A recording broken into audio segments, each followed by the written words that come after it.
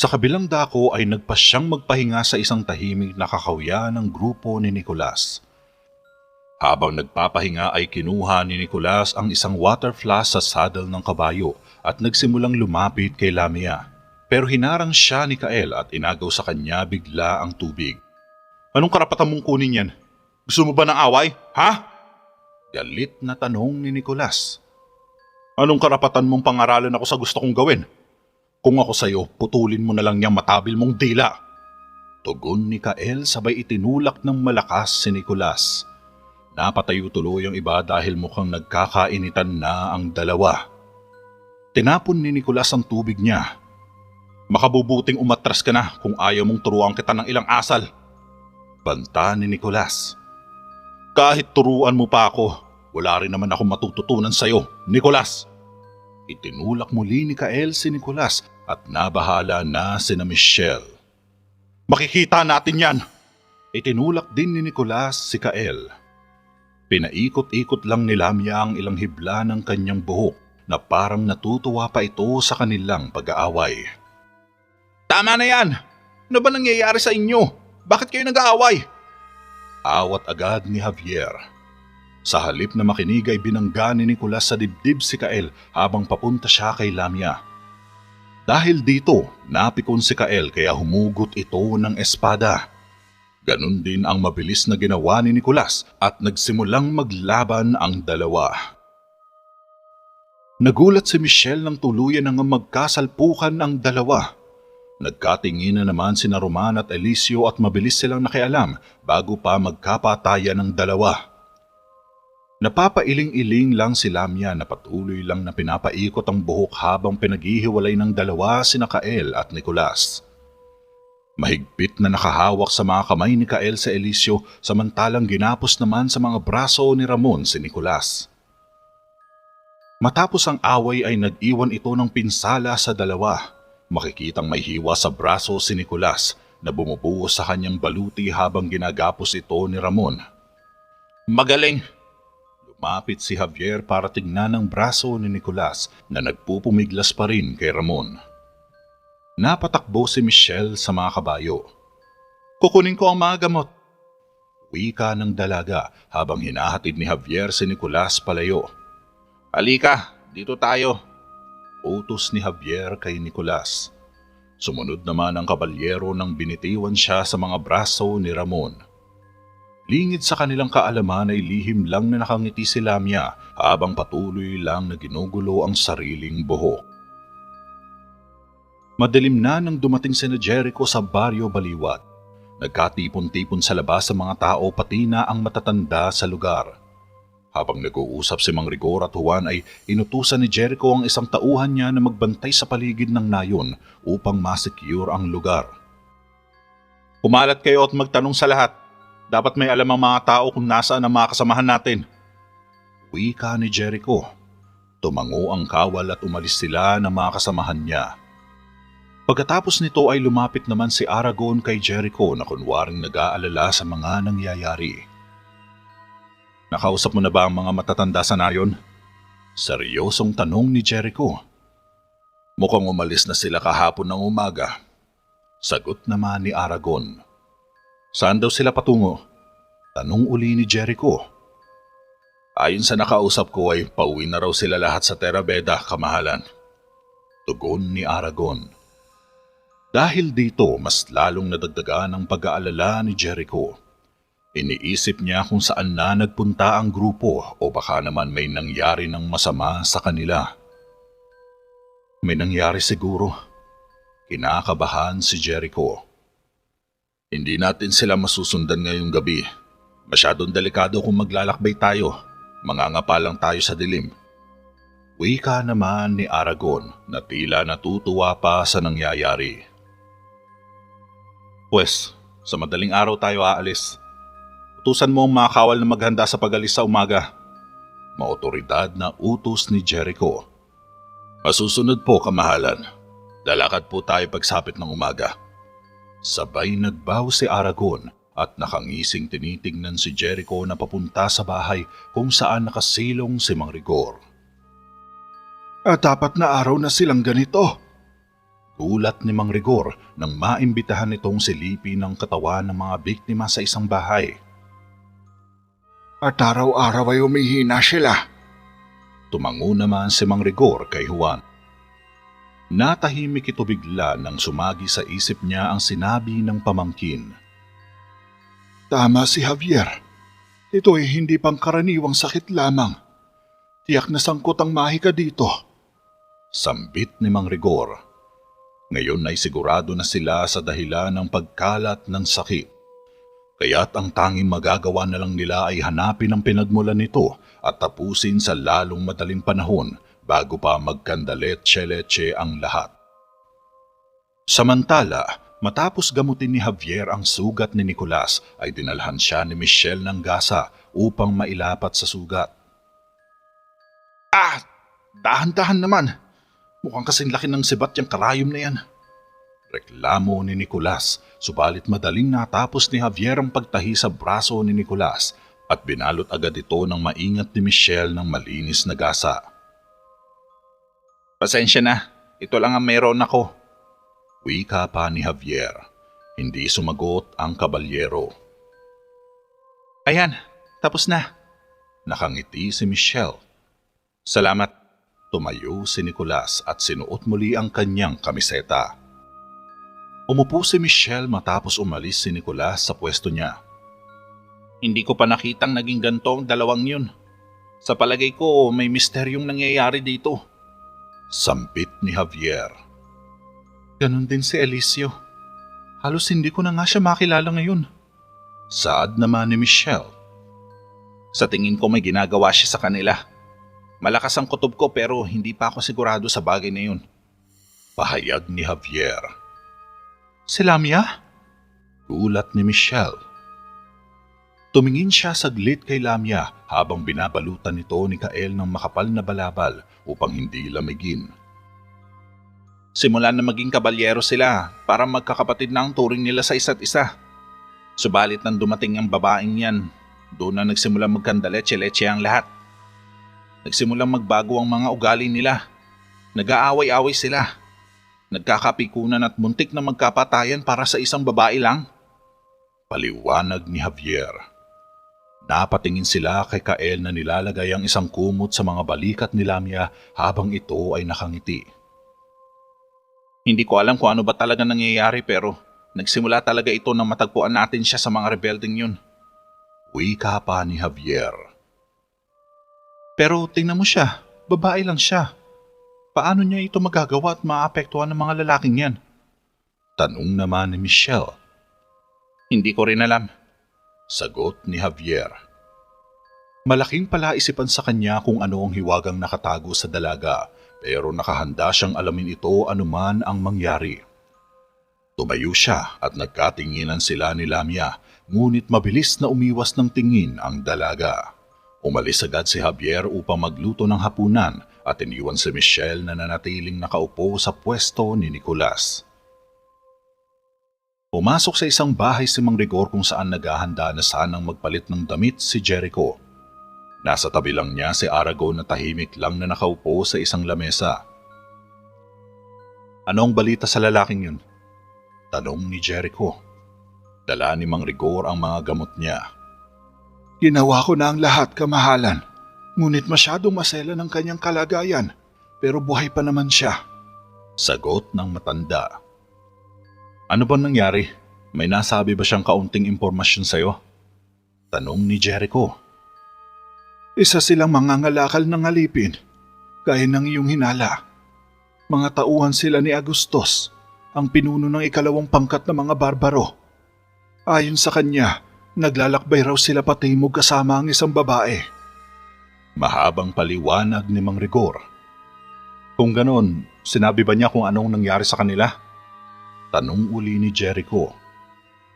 Sinabi niya na nahulog sila sa ilalim ng isang uri ng dasal. Binanggit niya na sumiklab ang isang gulo sa pagitan nila at nag-away-away sila. Nagsimula siyang manghinala sa dalaga ng akitin nito ang mga kasamahan niya at sa bagay na iyon, mukhang tama siya. Mahabang salaysay ng manggagamot, biglang kumunot ang noo ni Jericho. Pati si Aragon ay na-curious. Bakit? Ano nangyari pagkatapos? Tanong pa ni Jericho. Nilapag ni Mang Rigor ang bag ng gamot niya sa lamesa at lumapit kay Jericho. Nakatakas ang dalaga at pinatay silang lahat maliban sa kanya.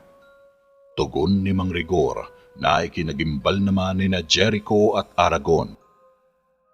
Paano ito naging posible kung isa lang siyang babae? Halos hindi makapaniwala si Jericho. Hindi po siya isang ordinaryong babae lang, kamahalan. Isa siyang lamya. Pahayag ng matandang manggagamot. Tumaas naman ang isang kilay ni Jericho samantalang mas lalo tuloy na engganyong makinig ang taksil na si Aragon. Isa ka mong lamya? Takang tanong ni Jericho. Isang nilalang ng mahika. Noong panahon ng digmaan at pakikipagdigma sa mga sinaunang hari, kinuha sila ng matataas na saserdote ng lumang relihiyon. Ang dugo mula sa isang batang babae at hinihalo ito sa dugo ng isang ahas. Ang mga nilalang na nilikha nila ay may mabangis na kapangyarihan. Kaya nilang kontrolin ang isip ng isang tao. Sipsipin ang buhay mula sa kanya sa pamamagitan ng isang yakap lang at halik. Salaysay ni Mang Rigor. Kaya naman wala ni isa sa mga ngalakalang may marka sa kanila? Saad ni Jericho. Tumango naman si Mang Rigor bilang tugon. Ngunit nung paglipas ng panahon, napatunayan ng ilang dalubhasa na mas nakamamatay ang lamia kaysa sa iniisip ng iba. Dagdag pa ng matandang manggagamot saka ito umupo sa silya sa harap ng lamesa ni Haring Jericho. Maaari silang magbago ng anyo kung kailan nila gusto at maging isang kahindik-hindik na halimaw. Patuloy ni Mang Rigor. Dahil dito ay napaupo si Jericho sa kabilang side ng lamesa at tutok na tutok sa pakikinig. Minsan na niyang narinig ang alamat sa kanyang ama tungkol sa isang babae na nag-iiba ng anyo, ngunit hindi niya ito masyadong pinagtuunan ng pansin dahil nga isa lamang itong klase ng alamat na pinagpasapasahan na ng henerasyon upang gawing panakot sa mga bata. Ngunit sa mga oras na ito palang niya napagtantong totoo pala ang nakakakilabot na alamat na ito. At nagpatuloy sila sa pagpatay, kamahalan.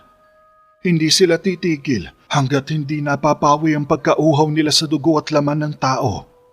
Wika ni Mang Rigor.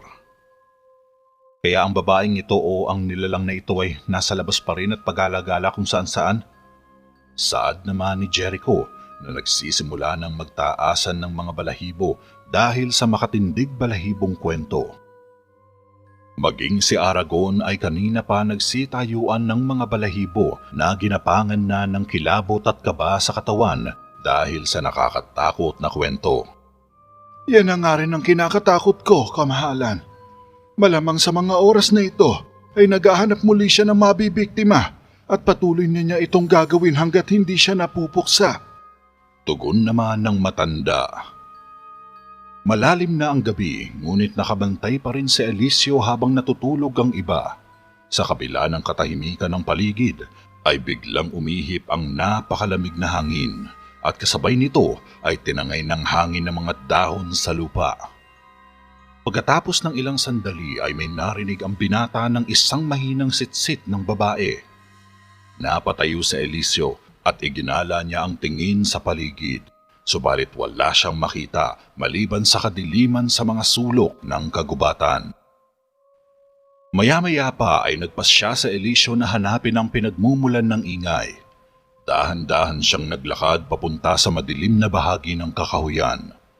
Ngunit habang naglalakad siya ay napansin niyang parang may isang puwersang humahatak sa kanya patungo sa kasulok-sulukan ng gubat. Unti-unting binabalot ng lamig ang kanyang katawan kaya nagsimula siyang makaramdam ng kilabot sa katawan. Gayunpaman, nagpatuloy pa rin siya sa pag-iimbestiga at pinagpag ang takot na namuo sa kanyang katawan. Di naglaon ay nakarinig siya ng kaluskos sa bandang likuran kaya mabilis siyang napahugot ng espada. Pero natigilan siya nang bumungad ang nakataas na mga kamay ni Lamia. Dahan-dahang lumapit sa kanya ang dalaga habang binababa ang mga kamay. Patawarin mo ako. Nanginginig na sambit ni Lamia. Ibinaba naman ni Eliseo ang espada. Hindi ko sinasadyang takutin ka. Hindi lang kasi ako makatulog kanina. Dagdag pa ni Lamia habang patuloy itong lumalapit. Ayos lang yun. Isa pa, trabaho ko manatiling gising upang bantayan kayo. Sagot ni Eliseo habang umaatras siya ng hakbang. Huwag ka matakot. Hindi naman kita sasaktan. Nakangiting wika ni Lamia kaya napahinto sa pag-atras sa Eliseo. Dahan-dahan siyang hinawakan sa mukha ni Lamia gamit ang malalambot nitong mga kamay at hinagkan siya sa labi. Isang sitsit ng ahas ang biglang sumirit. Kasunod nito ay nangingisay nang bumagsak sa Eliseo sa lupa habang ang mga mata naman ni Lamia ay nagsimulang kuminang ng kulay berde na parang kobra. Inabukasan, naalimpungatan si Javier nang dinapuan ito ng insekto sa mukha. Sinampal niya ito kaya nagising si Michelle sa tabi niya. Kasunod nito ay nagising din ang iba ngunit napansin nilang nawawala si Eliseo sa tabi nila. Nagtaka ang lahat kaya hinanap nila agad ito. Eliseo! Sigaw ni Ramon. Napatayo sa tabi niya si Lamia na nagkunwaring kakagising lang. Sabi niya magbabantay lang daw siya.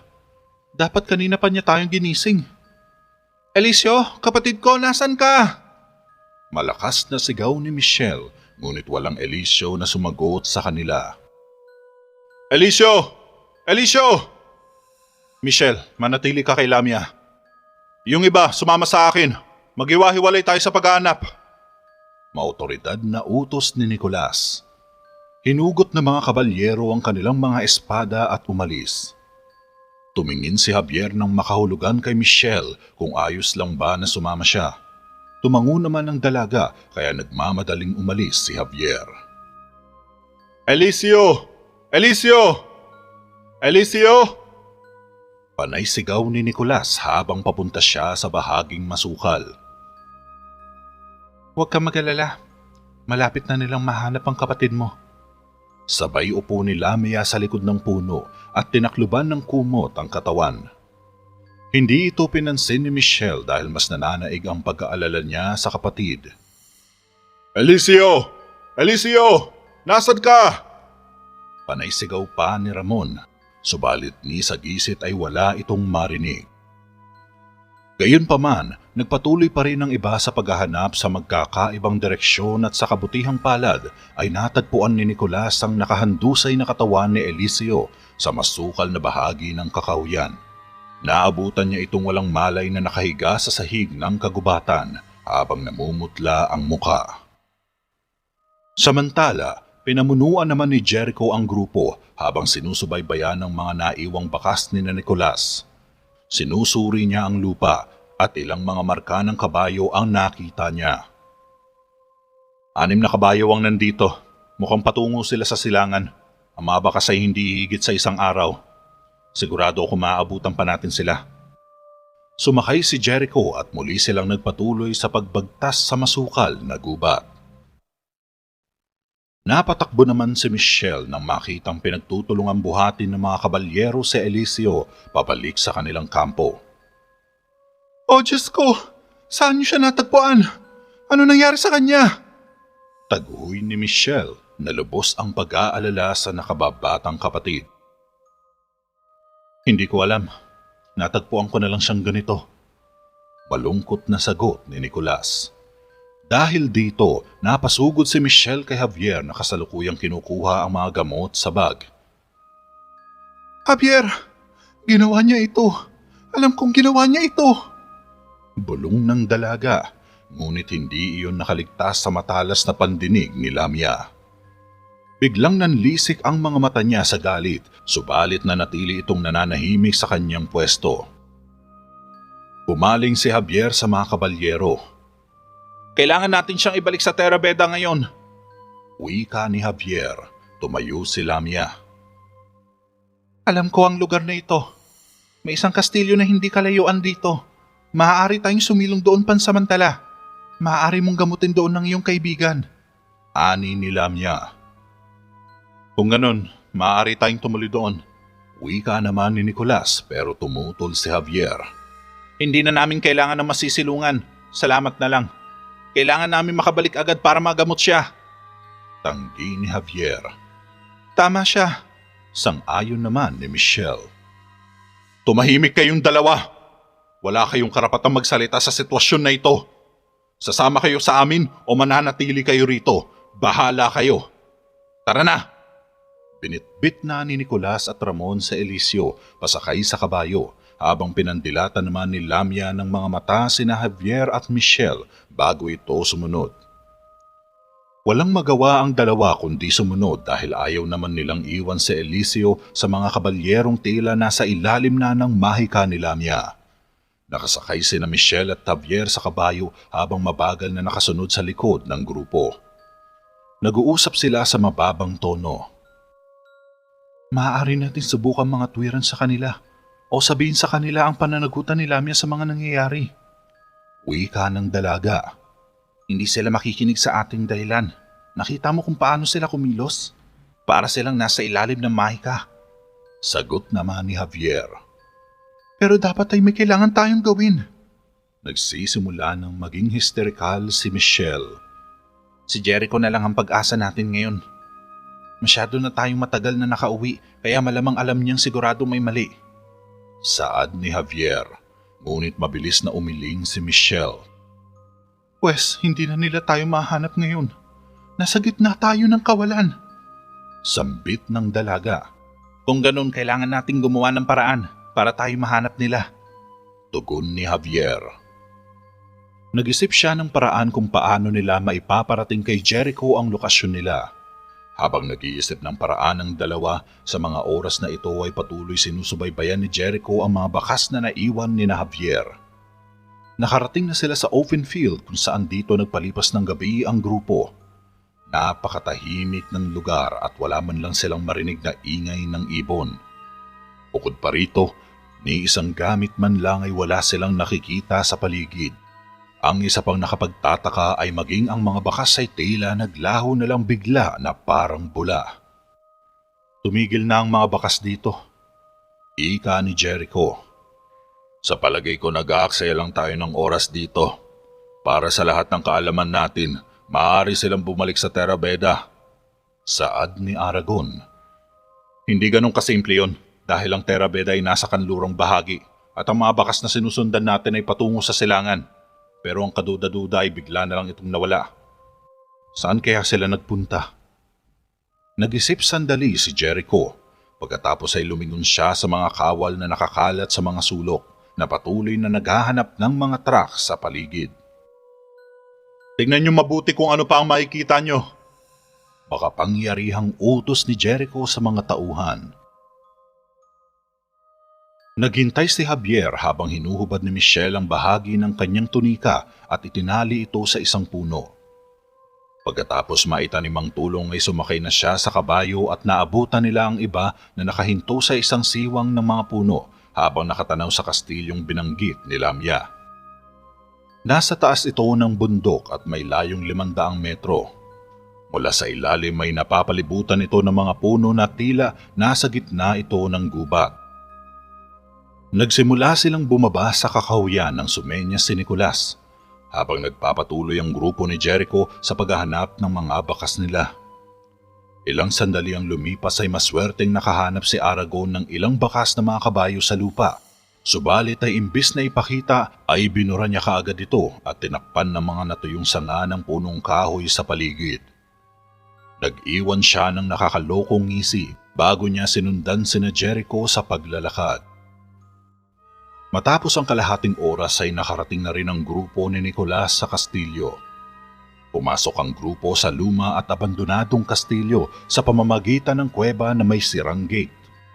Nasa likod lang ng kastilyo ang kuweba na siyang nag-uugnay sa tunnel patungo sa ilalim nito. Dito ang daan.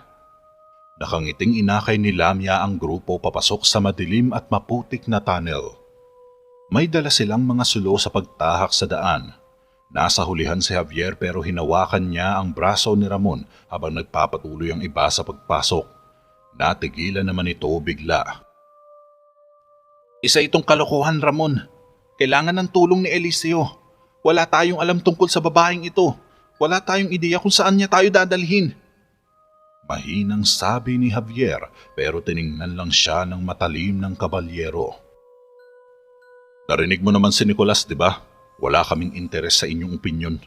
Kaya itikom mo na lang yung bibig mo kung ayaw mong itikom ko ito para sa'yo. Banta ni Ramon kay Javier at umalis na ito. Naiwan si Javier na hindi man lang nakareact. Hindi umubra ang pakiusap niya kaya napilitan siyang pumasok sa kuweba kahit malakas ang pakiramdam niyang may mali sa lugar na ito. Ginaludgad nila ang ilang mga lagusan at makikipot na daan ng kuweba. Subalit nang makarating na sila sa kalagitnaan nito, ay namatay ang mga sulo ni Nicolas. Nataranta ang ilan sa kanila maliban kay Javier na laging handa sa mga patibong na ginawa ni Lamia. Alam niyang gagawin niya ito dahil simula noon ay duda na siya sa dalaga. Ayos lang ba ang lahat? Tanong ni Nicolas. Mabilis na pinalinaw ni Javier ang mga mata sa kadiliman at nakakita siya ng isang sulo sa paligid. Pagkatapos ay sinindihan niya ito sa pamamagitan ng kanyang lihim na mahika.